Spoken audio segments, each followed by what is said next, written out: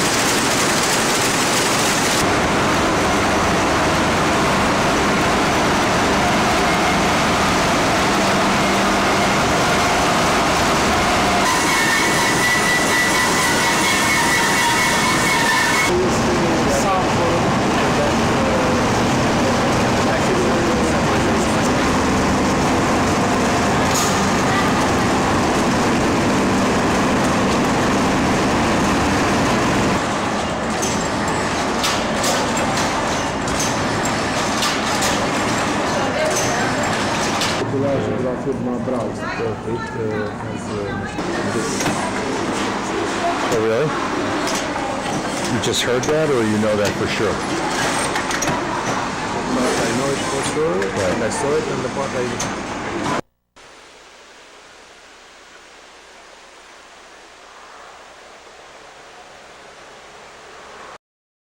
Basically, what we have here is a tool that almost every farmer in Lancaster County and all the surrounding counties and throughout the colonies would have had. This is called a hemp brake, and it cost about 5 shillings in the 1700s to make, and they were first invented, as from what I understand, in Lancaster County. It was called a Pennsylvania hemp brake. It was later taken to Kentucky by pioneers, used there.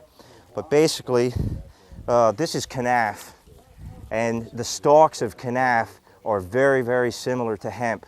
You can see that there's a fiber that stretches right here on the bark the whole length of the stalk. But the trick that our ancestors faced was, how do you get that fiber out of the stalk? So first of all, after it was retted, it was put up in shocks like this. It was laid out in the field for the rain to fall on it and the snow, and that would rot the elements in the bark that kept the fiber, that was sort of acted like a natural glue, and it kept the fibers in place. So they retted it, got it to this state, and when it was real brittle like this, they put it in the hemp brake. Now what the goal of the brake was to break the hard woody part, the hemp. Maybe like I said, I don't have a lot of experience doing this because, of course, I'm not a hemp farmer, but my ancestors were hemp farmers, and almost all of our ancestors in Lancaster County were hemp farmers, and this is what they all had to go through. An experienced person could process about 100 pounds of hemp fiber in a day. An inexperienced person might be able to do 50 or 60 pounds.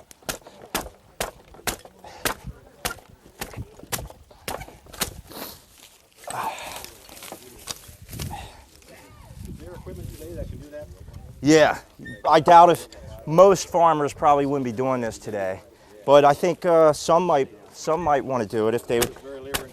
Yeah.